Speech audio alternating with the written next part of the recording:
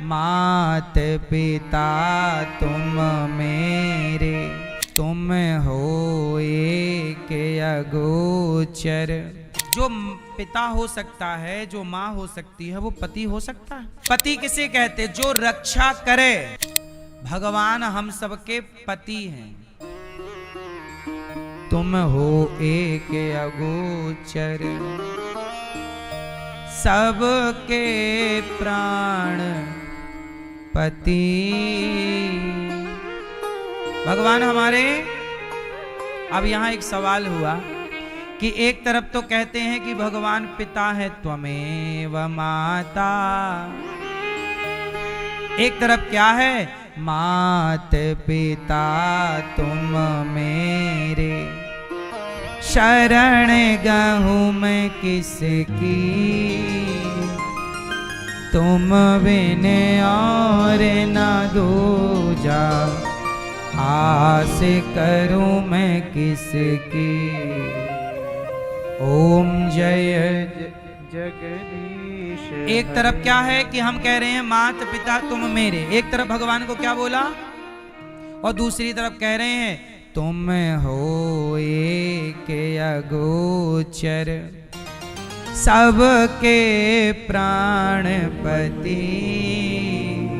स्वामी सबके प्राणपति, किस विध मिला हूँ दया मैं, तुमको मैं कुमति। ओम जय जगदीश हरे। समझ में आई कि नहीं मैया? समझ में आई? क्या समझ में आया?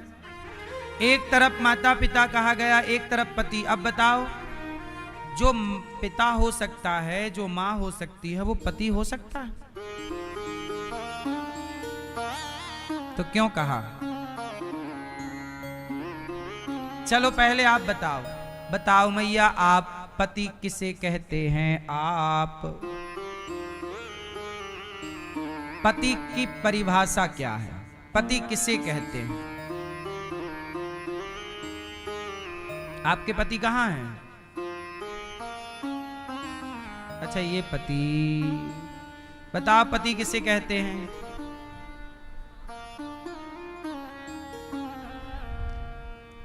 आप बताओ पति किसे कहते हैं? हाँ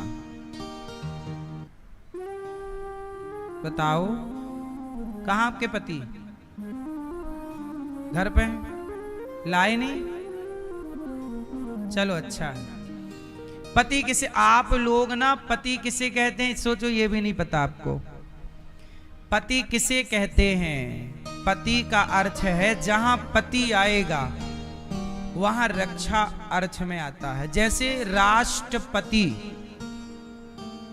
जैसे राष्ट्र, वो भी क्या है? राष्ट्र के पति। पति मतलब, अब पति से पुरुष या स्त्री का लेना देना नहीं। जैसे वर्तमान में तो हमारे भारत के राष्ट्रपति एक स्त्री हैं, द्रौपदी मैया। बोलो हाँ। अभी भारत में वर्तमान में राष्ट्रपति हमारी द्रौपदी मैया है। बोलो हाँ। तो वो राष्ट्रपति।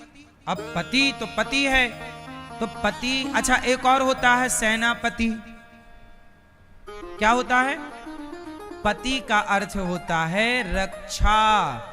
इसलिए राष्ट्रपति के पास पूरी रक्षा की जिम्मेदारी होती है। सेना किसके अधीन होती है?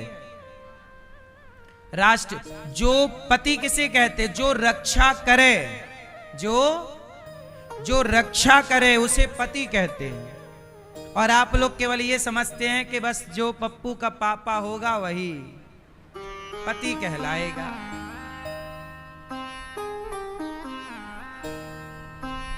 यहां पापा मम्मी से कोई लेना देना। इसलिए भगवान को त्वमेव माता च पिता, माता पिता भी कहा। और पति का मतलब यहां भगवान हम सबके, तुम हो एक अगोचर, सबके प्राण। वो प्राणों के रक्षक हैं, तो रक्षक को पति कहते हैं। रक्षक को क्या कहते हैं? जैसे राष्ट्रपति राष्ट्र की रक्षा करे तो राष्ट्रपति, सेना की रक्षा करे तो सेनापति, ऐसे पति भगवान को पति, क्योंकि भगवान हमारे प्राणों के रक्षक हैं। और ये भी आपके पति हैं जो आपके मंगलसूत्र वाले हैं, ये पति हैं। ये कौन से पति हैं? ये कौन सी रक्षा करते हैं?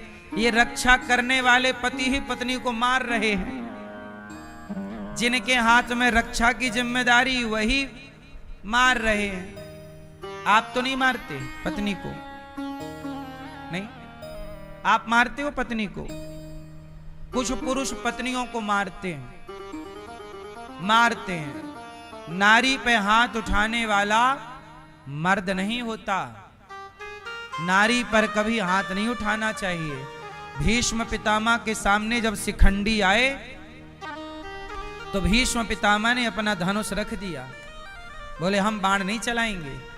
क्यों? ये शिखंडी है। शिखंडी बाद में पुरुष बना है, जन्म लिया था तो स्त्री था, नारी था। और भीष्म पितामह कहते हैं कि हम कभी नारी पर हाथ, हाँ, नारी पर कभी हाथ नहीं उठाना चाहिए। इसलिए सनातन में नारी पर हाथ उठाने की परंपरा नहीं है। इसलिए कोई भी पुरुष अपनी पत्नी को, वो पत्नी का मतलब ये समझ लेता है कि हमें तो मारने का लाइसेंस मिल गया, इसलिए तुम मारते हो, तो फिर तुम भी ड्रम के अंदर मिलते हो पैक। इसलिए ऐसे मारा वारा ना करो। नारी का सम्मान करना सीखिए, मारना नहीं। ठीक है? नारी और नर दोनों 50-50 हैं।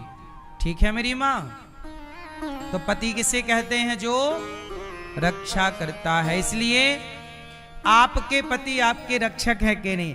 आपके मांग में भरा सिंदूर, बताओ आपके मांग की सिंदूर की रक्षा कौन कर रहा है? पति। ये पति जब तक है तब तक आपके मांग में सिंदूर शोभा पाएगा। पति नहीं तो सिंदूर की रक्षा नहीं। सिंदूर की रक्षा, ये भी पति रक्षक है, आपके सिंदूर की रक्षा करता है, आपके हाथों की चूड़ी की रक्षा करता है।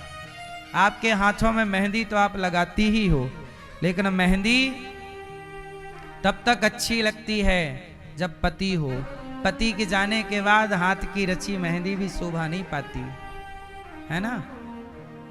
गले का मंगलसूत्र तब तक शोभा पाता है जब तक पति हो। पति ना हो तो शोभा नहीं पाता वह मंगलसूत्र। ठीक है? इसलिए आपके 16 श्रृंगार का रक्षक आपका पति है, इसलिए भी पति है। आपके 16 श्रृंगार का रक्षक कौन है? जोर से। पति है तो श्रृंगार है, पति नहीं तो श्रृंगार। फिर पति के बिना श्रृंगार की शोभा नहीं होती। अब पति के बाद कोई नारी श्रृंगार कर भी ले तो उसके श्रृंगार की शोभा ना होगी। आजकल तो श्रृंगार होते ही है, सब करते हैं, पर पहले के जमाने में जिनका पति नहीं होता था वो नारियां श्रृंगार नहीं करती थीं। ऐसा पुरानी परंपरा थी। आप लोगों ने देखा कि नहीं, सुना कि नहीं? वो